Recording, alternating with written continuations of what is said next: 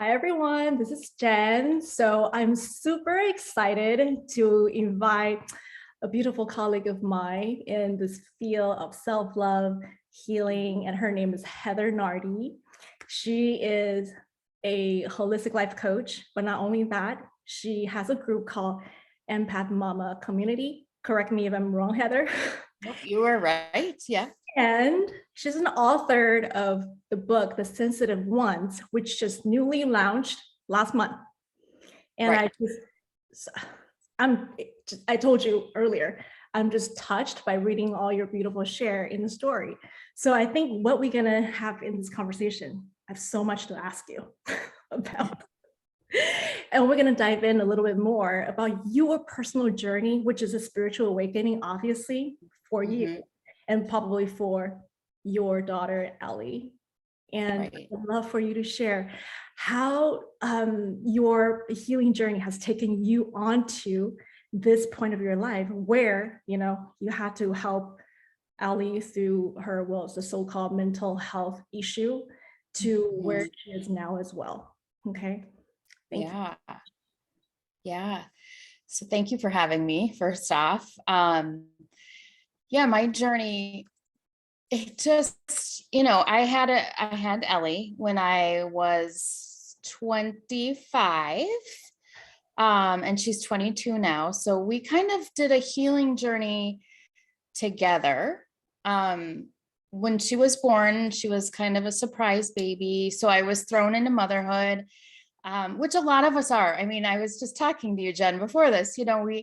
We don't always, many of us and most moms don't know how to parent. You just do what you were taught by your family or what you observed from your family.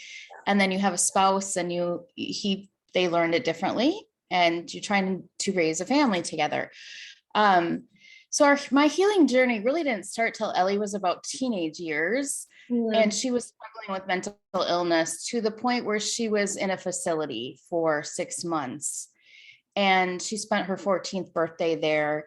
And when she was away, that time really, I could focus on myself because there was so much focus on appointments and what she needed. And we have a son who's 6 years younger, so supporting him as well. So that's where I really focused in on myself. I did the Path of Self-Love School with Jen was in there with Christina Rilo, who was our teacher, right? And we spent time in there, Jen and I together. And that was a year program. So that really sparked a lot of the change. I think then when Ellie came home, she could feel that shift in me. And she could then feel a higher vibration probably in our home because I had been making changes. And at that time, I was going to metaphysical type stores and learning different practices, things that I never thought I would be doing. I was so open and trying to just learn and be in a different space. So that allowed her, I think, to open as well. And she asked to go off medication, and we kind of took a different journey, and it was safe. We just used intuition, right? What we felt was right for her, going through to a different direction. So then that brought our healing kind of together in that moment. Beautiful. So one thing I would love to ask is Ellie is currently 22 years old. Yes. Right. And I would love for you to share a little bit more about the part when you had to go through the challenging situations where you didn't realize that Ellie is not dealing with just mental health problems, but actually you didn't know, and nobody else knew, of course, that she is a highly sensitive child.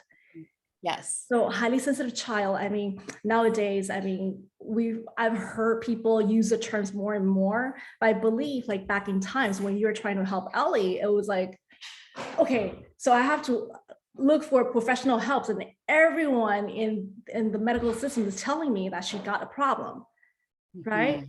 And Yes. how did that make you feel? I assume that was a really vulnerable moment that you have to deal with. Yeah, it was both vulnerable, and I think at the moment too was like, okay, we had an answer and a diagnosis to the trouble we were having at home. So that at first it was kind of like, okay, we can deal with this. I think sometimes we are searching for someone to give us guidance or even a word or a diagnosis to a situation so we can move forward. So when I did find out, she was only 8 years old, third grade. She was struggling with behavior issues, perfectionist type behavior, aggression, didn't want to go to school. I mean, third grade. So that's where we seeked out the pediatrician, the help there. And I think that I was so like, okay, we have an answer and now we can move forward. But with her journey, she got worse. So we saw a little bit of shift. It was starting to see better, some things were getting better, but then she got worse and we had more diagnoses come through. And what I think I can see now when I look back, and I didn't know she was highly sensitive. I think a lot of sensitive people have reaction, or medication is actually more difficult to our nervous system. And so I think she was really struggling even with the medication. It was not working how maybe it would work for somebody else or another child, or, it just was harder on her system. And so them trying to shift medications. And so then we saw worse, like suicidal ideation and depression and all of that happen. And so feel you, because while I was reading through your stories in the book, I'm like, oh my God, I can totally identify Ellie's situation as well as you, because, in an Asian culture, I was trying my hardest to fit into the mold of being a good girl. So I'm not going to be seen as I'm out of the box, I'm normal and just not being able to be controlled in a way. So I'm curious, like, what is your turning point for you to realize that you are also let's call highly sensitive empath? Because later I'm going to dive into the definition of what's a highly sensitive person and what is an empath. But what is that turning point for you to realize that, oh my gosh, maybe I'm a highly sensitive empath as a mom as well? Yeah, that is a word I had never heard until, right. And it's been around since the 1990s, but it's not a word that had been heard. I had never heard of. I was in a metaphysical store looking for a crystal because I will help Ellie feel better. I was just and we hadn't started our healing journey yet at this point, but she had returned home from her facility and I was searching out things. So I was at the store and I met a woman and I was explaining what was, my daughter and her behavior and how she feels. And she said, I bet she's an empath. And I said, I'm like, what is an empath? And she explained it as someone that can take on the energy or emotions of other people and feel them as their own. And I'm like, that makes so much sense to her, who she is. And then as I researched more, it made sense that I am as well. So I'm a highly sensitive person and an empath. So then it was like this moment of clarity where you could see the past, how we both behaved or how we both were dealing with different things. And now, just how can we move forward now that we have this information? And it feels right. That does feel right to who we are. How could we now make a shift and use that in a positive way and go forward? I love it. So I'm always, referring how my clients are highly sensitive people as well.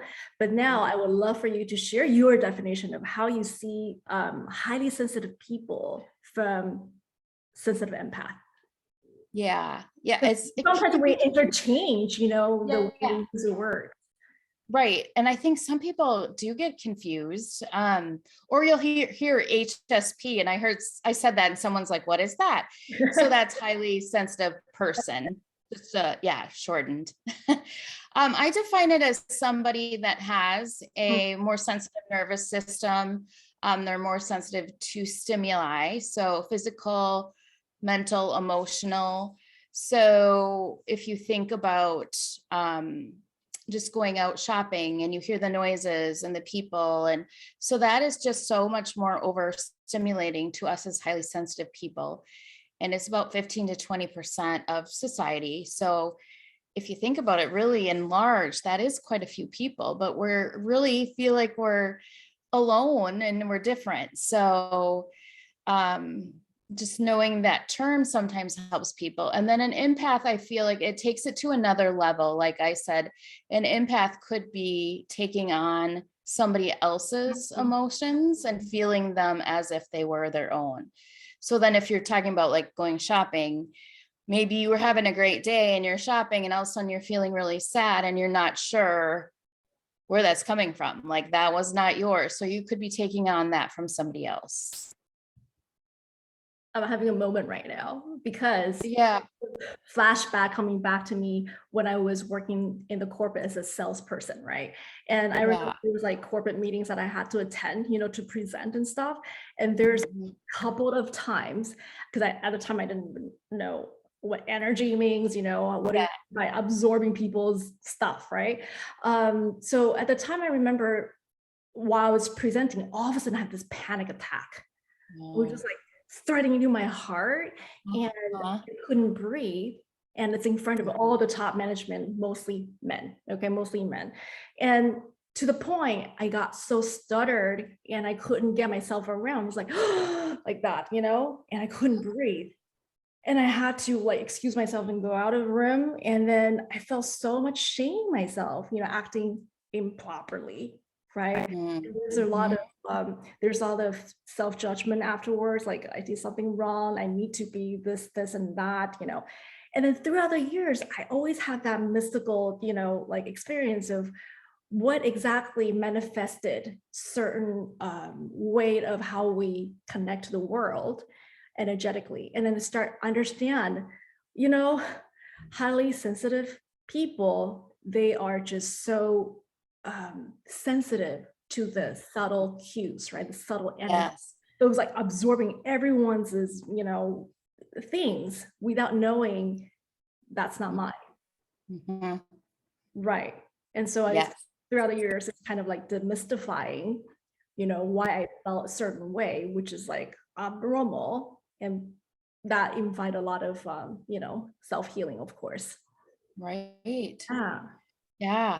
Thank you for sharing that, because that is so true. Like if you don't understand where it's coming from or why you're feeling that way, I think that's why a lot of highly sensitive people, it's getting that word, what that means out there to people to feel like they aren't alone. Yes. Right? Yes. And also, Heather, there's one thing when I read your story, and you also openly share about the chameleon, right? Being a chameleon, which is something I had to raise both of my hands saying, yes. Being a chameleon was hard. Being a good girl, we just, you know, conform, and we thought we were doing our best, you know, trying to make other people happy. What was your experience when you were little, you know, being a chameleon / good girl? Yes. So I was an only child till I was 12. So that's when my brother was born. So I really felt like I had to be good for my mom mainly. She had some emotional struggle herself. So I think like when I would come home, I imagine the antennae, like as a little girl, I would come home not knowing what to expect in my home. Because she could be happy or she could just all of a sudden go off the handle or yell at something, and it could be something simple. So I would be, you know, kind of be like walking in not knowing what to expect. So I think I always was just trying to be good because I didn't want to get the other side, the anger or yell or disappointment is a big challenge for me. I never want to disappoint anyone. So that's something I'm still healing through. And that's it. It's like, so I'd always try to be good, do good grades. And so I didn't have a lot of rules in my life from my parents because I didn't need them. I always created like my own because I wanted to be good. I'll be home by 10. I'll get good grades. And so I always was doing that just to not disappoint or not shake up, you know, my mom's world. And my dad was always there. He'd be the one I would talk to if I did have challenges. And he was kind of my rock. So yeah. Wow. I mean, it's kind of amazing to hear your side of the story because as a highly sensitive empath, when I was a child, we have rigid rules in the family, you know, Yeah. comparing to yours. So while I was absorbing like how the adult world was going on, I can sense my mom was going through a lot of, stuff on an emotional level that she wasn't able to handle. And then in order for me to feel like I'm healing her, unconsciously, I want to help her to feel better. I need to do great in school. I need to make her be proud of me and then make her think that, I'm able to succeed in a certain way. So I'm doing my job as a good girl that I Yes. make everyone else happy to see, that their daughter is doing a great great work, and that has been the pattern all the way up to when I was in my early 30s. Mm-hmm. I was really unconscious of me to even notice that I was a chameleon, Right. and Yeah. to even admit that I was a chameleon. At first I had to fight it, that's like, no, that's the only way I can show up for the world. How do I survive without fitting in? Mhm. So the fear of rocking the boat, stir the pot, was Mhm. my thing, right? And what we're having in common is that the boundary. I want to talk about boundary. Like, how do we hold boundary for ourselves as highly sensitive people while a part of us, tend to please others and tend to like, sponge in people's emotions. Mhm. Well, and I had never really heard of boundaries. We just did a class in our community and about boundaries, and I know about boundaries now, but like growing up, I mean, I didn't know what boundaries were. That wasn't a topic talked about, or um, emotions weren't shared either. So when you grow up that way, you don't really know how to create a boundary or end people pleasing because we don't want to disappoint. So we say yes to things when we don't want to, just because we want to please the other people. So I think as we become adults and we learn about boundaries, it's really hard to make that shift, but it is so important to honor yourself. And I think that's what gets lost along that our journey often is, who are we truly? Who we kind of became who people told us we were, right? Society or family, who this is who you are. And then so it's like redefining or figuring out, who are you truly? And then those values, what's important to you, and creating boundaries from that space. And then same here. I didn't learn about the word boundary till, embarking on the self-love journey with you, Yeah, you know? right. And I was so afraid to piss people off at the same time. Like, oh my God, okay, putting up a boundary and people gonna think that who the hell do you think you are? You weren't like this before. And how come you are Right. doing this Yes. to us, right? To us. So I didn't feel like, victimize other people. It felt like I was victimizing other people who Mhm. are used to me treating them differently. But Mhm. like you said, it's so important to come back to who I am as an individual rather than, trying to overextend our energy. Because Mhm. when we overextend ourselves, what do we earn from that? We lose our sense of self. Right. And I didn't know how to connect with my authentic self without, having a reevaluation of where my boundary setting is. Yes. I Yeah. like, yeah. So I was really confused about, who I was because it was so very blurry because I was busy like, sorting out information and how to respond to other people, how to please them and everything. And that made Yeah. me feel very, very like, yeah, just very, very confused. Don't have Mhm. another word to explain it. And I think with children, like with my daughter, I felt like I had to, like, I think I say it in the book, if you're not okay, I'm not okay. Like, you're almost, I felt so intertwined with her.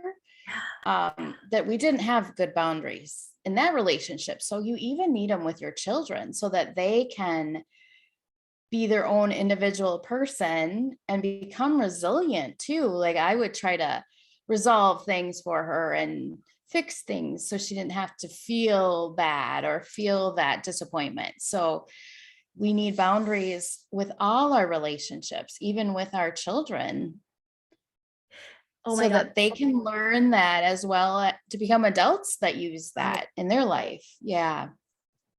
And you know what? This leads me to want to ask you something else, is our Mhm. intuition. Because when we're not honoring our own intuition, it's hard for us to even respect or, acknowledge other people's way of intuitive, connection. And I remember when I was reading your book, there's a chapter saying how Ellie, came up to you and your husband and asking if she's able to just, going off the medication. And then that actually was her intuitive guidance or spiritual guidance, right? To lead Yes. her to request something that's actually, working for her, but it might not make sense to the parents or other people because they're worried about, oh my God, if you don't rely on the medication, what are you going to do? So can you Yes. just share a little bit about that? Yes. That made me a little emotional again to remember that.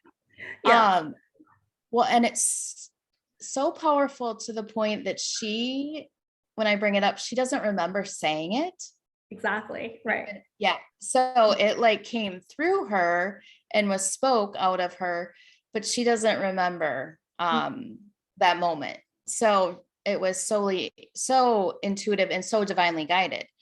And so when we give that space, when we honor that space and we don't shut down our child or anyone really, we allow space for someone to speak openly, amazing things like that will happen. Like that came through and my husband and I both didn't know what to do, but we didn't shut her down and say, oh no, you can't do that. We can't do that. It was, okay, we need a little bit of time to think about that, and honored what was being spoken through her.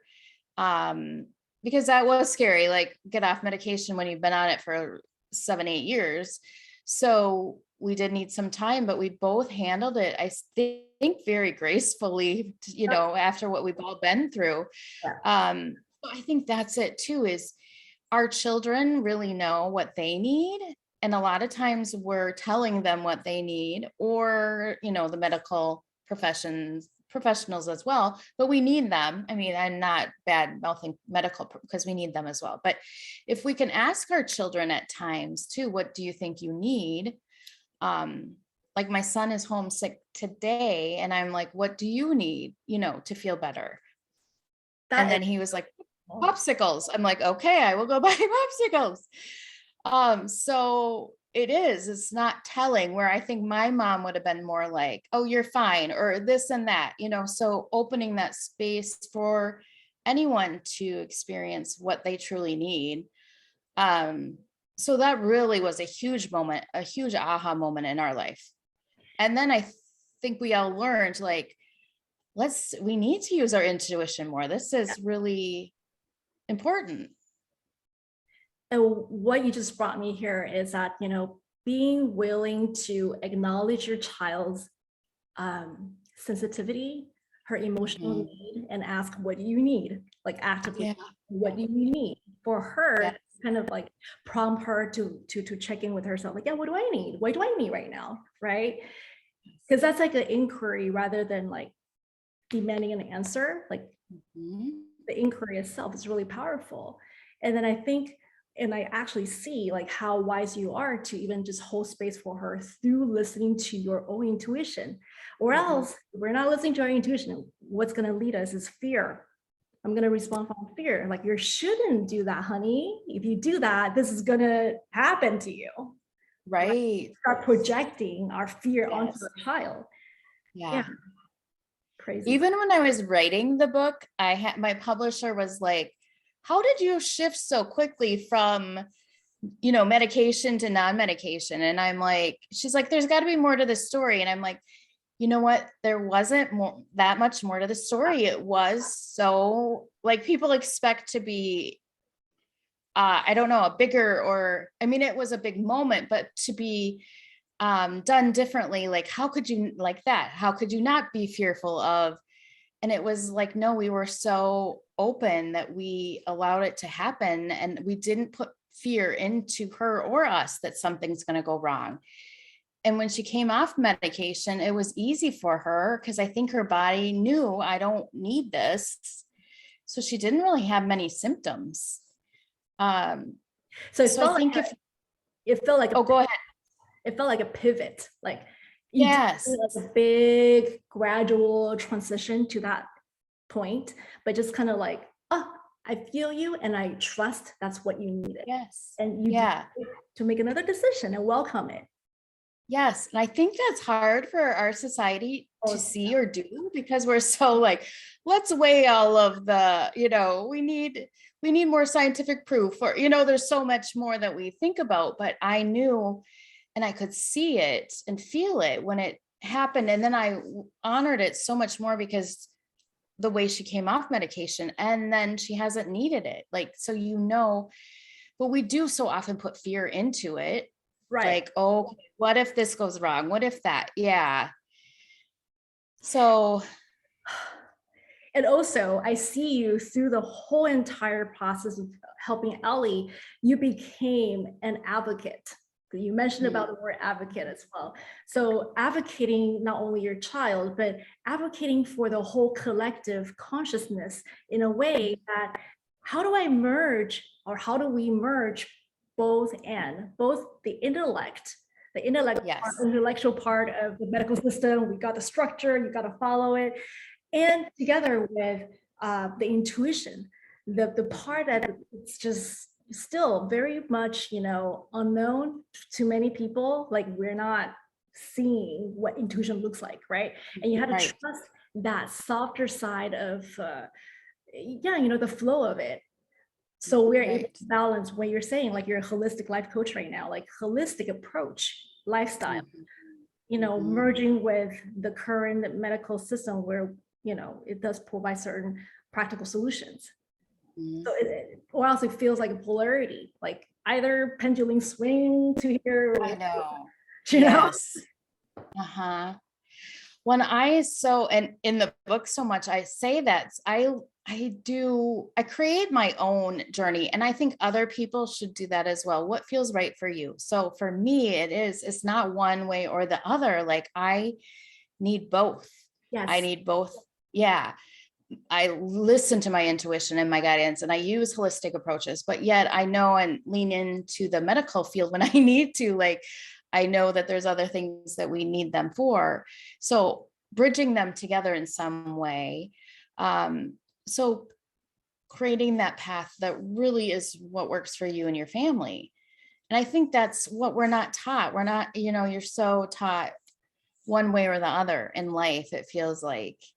So I'm more in the middle, and I have been in my life that I can see there's different times in my life. I'm like, I was in the middle, like, but I think that brought people into my life too, because I'm open to different people. Even in high school, it was like, I was friends with everybody. I didn't pick one group or the other, so it's like in spirituality and religion, my son goes to a Catholic school, but yet he thinks I'm a little woo because I do all these other practices. So it's like, no, but let's create our own. What do we take from each of those and create it for ourselves?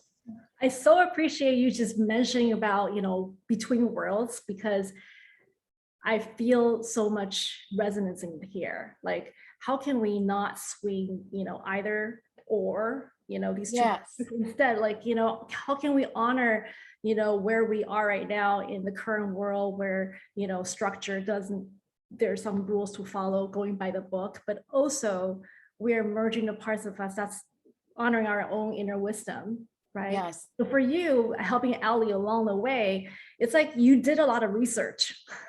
You've done so much research, but that's like, backing you up for your intuition to rely on your research. So, okay, my intuitive guidance is guiding me to make this decision based on what I've known, what I've, obtained from the information from all the research that I've done, and that's beautiful. So beautiful.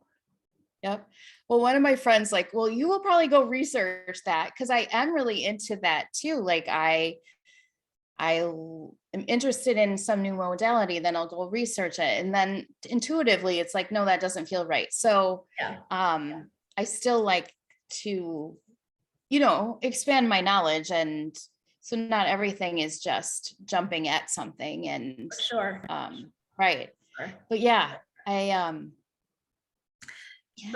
but also interesting enough, I feel called to ask you this question because aside from assisting Ellie through her progress, through her healing journey, and you starting to also feeling, the connection with yourself and that strong intuition, how does it manifest to your career in a way that who you are today is you're a leader, you're advocating, you're standing up for your belief, and you're urging women, supporting women, collaboration, versus competition.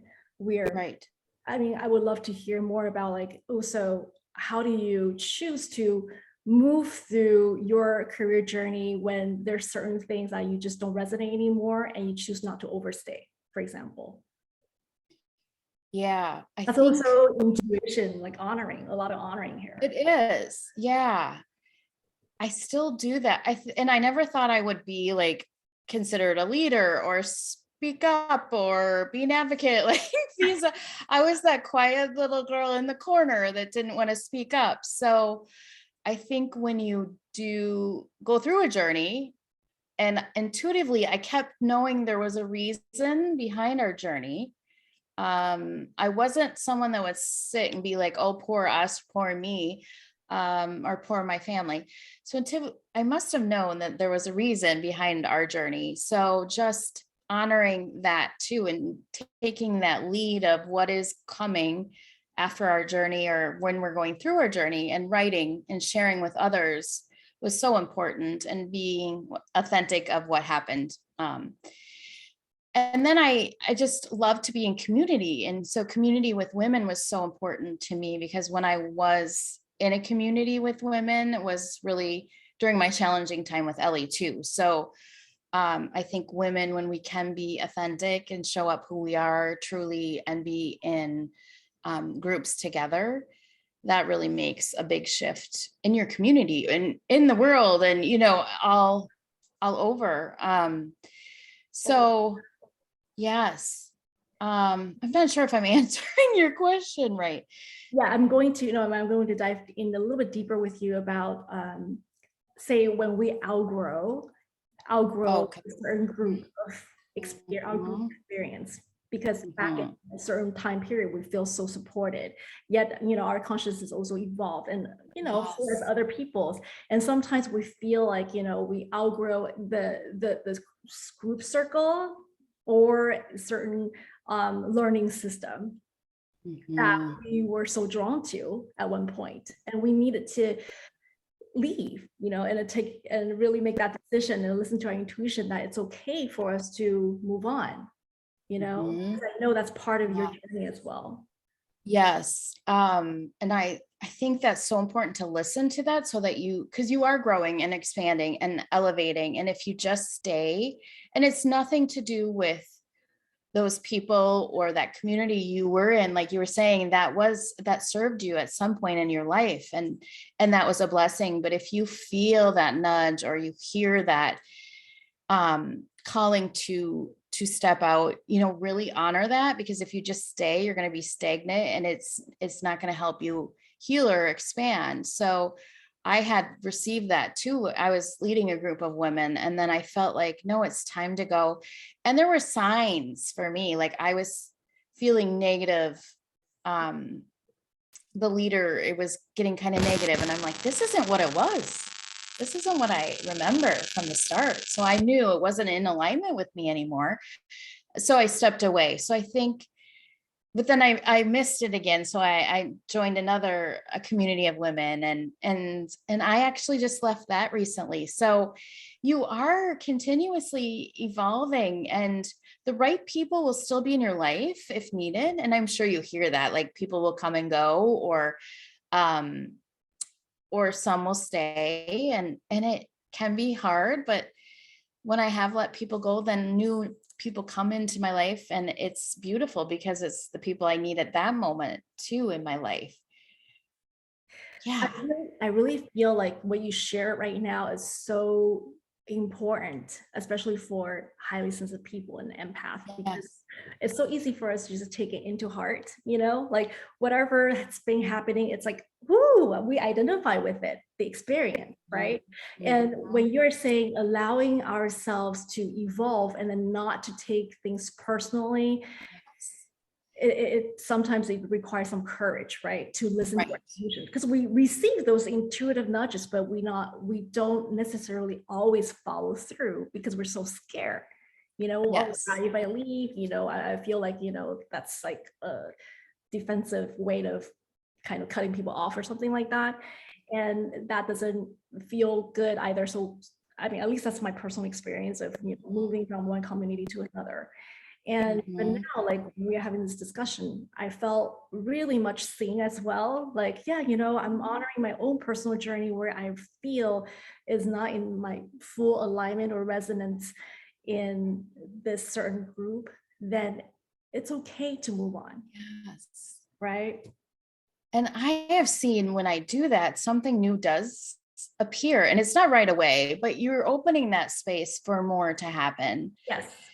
Yes. And I feel like some people have come in my life and then left. And then I'm like, well, if they might come back in my life, right? If we're in alignment or we need to be with each other, they will come back. So it doesn't have to be a goodbye forever type of thing either. That's totally my situation. And I fully relate with what you share here. Wow.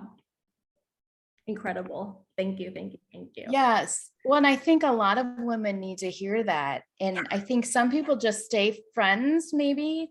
I feel like friendships. Some people stay friends because, oh, I've known them since I was a kid, or they're my high school buddy or whatever. And you don't have to. Because I had to release someone from that I knew a long time. And this was when Ellie was even little. I'm like, I can't be with this person anymore.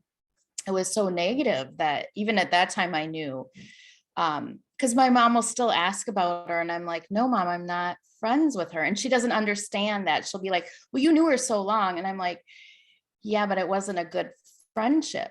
But it's that, like, people will tell you, but you need to stay with them, even if it's not serving you or it's bad, and it's like, no. So that's a boundary, right? You're putting up that boundary of I'm honoring myself. So and not wanting to spend time. Yeah, that person. Right. So we honor the need to say, here's either a pause or even just a temporary breakup. And you never know when, the bridge is going to reemerge again. Yes. Right. Yeah. Yes. I like that. The pause yeah. Yes. Yeah. Wow. And lastly, I feel like I want to come back to a full circle of how do we honor our highly sensitive child who is spiritually gifted, in their own way as parents, from parents' point of view, and how do we allow them to also know that they have their special qualities so they don't judge themselves that being so different. Because I think in essence, we are all very unique. Right. The current system, educational system, medical system, whatever system we deal with, we feel like it's our bad if we don't conform. Well, and a big moment for me was realizing, because I had tried to conform, make my daughter be like everyone else, and do the activities that everyone else was doing. And I think that created more anxiety because that wasn't who she was in her soul or who she truly is. And so now we're to the point, and that along our healing journey, it was more like, I accept you for who you are, and I understand you. So understanding, I think, is even deeper. Understanding is like getting to a deeper level of knowing your child and really listening to them, what they need and who they are. And accepting, you're like, I accept you for who you are. We need that as well. So many children, I feel like, are, like we push them to be a certain way, or you need to do sports because that's what everyone else does. And then we're creating this unnecessary stress for all of us, because then you're taking them to places they don't want to go. Or so even if they do seem different and they want to maybe be alone and draw, it's honoring them that that's okay. That's who they are. Let them be, and be that way, and accept them. Because it's so much struggle. I think later on in life and along our journey, it was me pushing, and we get in fights and arguments because she didn't want to do those things. And she was trying to speak her truth. Right. And then she was defined with oppositional defiant disorder, so she was defying me, is what the doctor said, but she was trying to speak her true voice. And as a child, that's not always accepted. So if you can listen to what they want and accept them, I think that is the biggest for these highly sensitive kids, because they know so much. I think they come here and they already have such a knowing, and they're like, what is this weird place I am? And they might be the ones that kind of push the boundaries, or or don't always follow the rules on certain things as well, because they don't think it's working. Or I know my daughter would ask really deep questions of her teachers when she was young, and they'd be so confused, like, what is this young person asking, but it's because they're so She's an old soul. unique. Old soul. Yeah. She could have conversations with adults, and she'd probably prefer that. But one thing I want to say, Ellie and I were just talking about this today. She said in high school, she really struggled in high school. They wanted to put her into a special program because she was struggling with anxiety and depression. They wanted to push her into the special class, but it was actually where the kids that really needed that type of class. So the kids that were struggling, that had different diagnoses of other kind of, I don't know how to say it, but just other issues than her. And mental, like she was so intelligent. So why would we put a child that was that intelligent in with children that needed more one-on-one type of care from from an aide or a teacher, to put this intelligent, highly sensitive child into that type of class? And I said, Ellie, we were against that, but that's what the school was telling us we should do. So that's really sad, because our schools aren't designed for someone that's different, right? It is so hard. It is so hard. And that's why we need more of you advocating for these sensitive ones, like we've been talking about, and because there's no ground rules, and I think schools also there as first timer, like parents for the first time, they don't know how to deal with like special gifted kids. It's not just kids, but special gifted kids. Mm-hmm. I mean, are there more channels? Are there more availability for them to, to feel honored and feeling safe to be who they are? We need more schools like that, I think, that will do that type of. We ended up having her do online school because she would do school. I mean, but she was so distracted with the environment and the overwhelm, the sounds, the people, all of that she couldn't focus. So it wasn't that she wasn't an intelligent person, or she was actually really highly on this. We had testing done. She was very intelligent. So it's just sad, because then I think of the children or even adults that get into like drugs or drinking, or because you're numbing yourself too, because you don't feel like you're being honored for who you truly are. That frustrates me as well. That's a big passion of mine, because, or eating, overeating, or all those other things that you're trying to fill yourself up because no one is accepting you for who you truly are. Yeah. Yes. So I think that's the big one for highly sensitive kids, because they can feel when they're being judged or they're being not accepted, because they're so sensitive. They're feeling that energy, and it's just pushing them even further down. And then you need to find strategies, coping strategies to help them to feel less sensitive, almost feeling like I need to disconnect from my, Yes. or else I'm going to explode. Yes.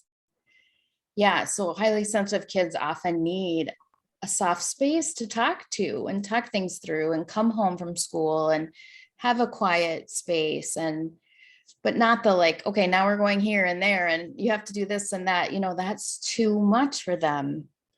So to honor that too, and know that within your own child and listen to them when they tell you that. Heather, I feel like you are really pointing something really, really big here. Self-love. Like once we're able to feeling self-love for ourselves as parents or adults, in our own adult world, can we see ourselves as that child? We're able to give ourselves what we need. We're demonstrating to our kids that, it's okay to feel like, the ups and downs of your emotional experience or whatever, right? Because once we're not embodying or to integrate some of those self-love medicine, it's so easy to just come off from that fearful place and we want to control them, want to fix them, right? Yeah. That has been my path as well, of trying to fix things that I think it wasn't okay. Mm-hmm. And so self-love needs to be introduced to school curriculums. I really think so. Yeah. I agree with you. Yes. Because sure. The school system might change in a way to adapt to, highly sensitive kids' needs, but essentially we need teachers, faculties in school. Are the teachers being well-trained through knowing about how to love themselves before they are going to love those students? Do you know what I mean? Right. Yeah. Yeah, because they're coming into teaching children with their own baggage and things as well. It's a grand paradox. It's a grand paradox. And they're with our children almost more during the school year than I know. Oh my God. Okay, so finally, one question is, if you have for parents who have highly sensitive kids or empath, what's one thing that they can focus on in order to communicate better with their child?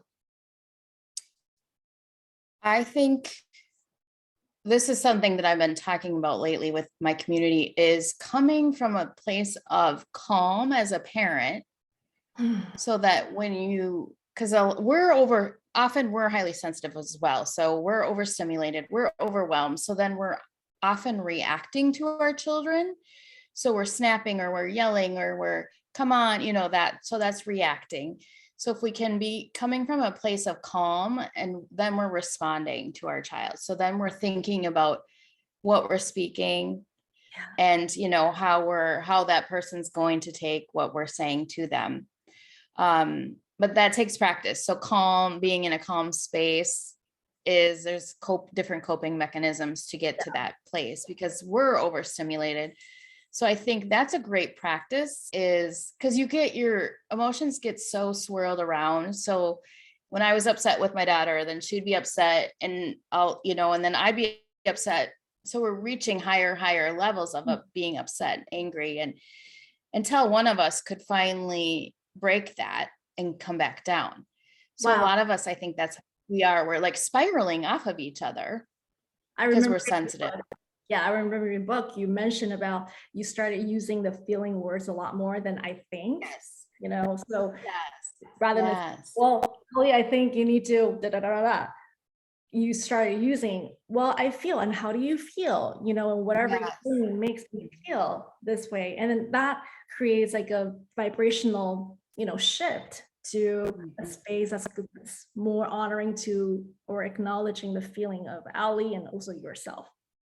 Yes. So Yeah. being that example, I think and we weren't taught, like we said near the beginning, that we weren't really taught probably to express our emotions. So now to be able to do that and say, I'm angry, and this is why, and this is what I'm going to do, so I can come back and talk to you in a more calm way, is so important. Because I think of all the things I've probably said that were not very kind. And you do, it takes practice. And just if you can come back and apologize, of course, then. Yeah. But I didn't know that we were both sensitive and we were both just reacting off of each other at that time. Yeah, being mirrors. Yeah. And so if that can help any parent, I would be so happy if that helped any parent. Yeah. Or anyone, really, anyone that you're dealing with. Yeah. Thank you so much, Heather, because I feel your passion. I feel your heart, you know, that heart of being an advocate and say, you know, enough. Let me just check in with what's really needed here rather than saying, well, I'm going to fix this and make it better, right? Such permission to, you know, to the world that we're living right now. We really need that. We really need that. Okay, so beautiful people, this is Heather Nardi. And Heather, would you love to share how do people find you? How can they find you? Sure. Yeah. Most everything is the Empath Mama. So, well, our website is empathmama.com.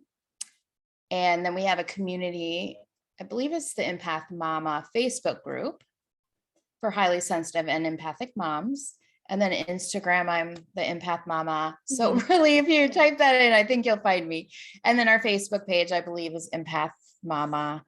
And then the Sensitive Ones, my book now is out on Amazon and other different, I think Barnes and Noble has it online as well.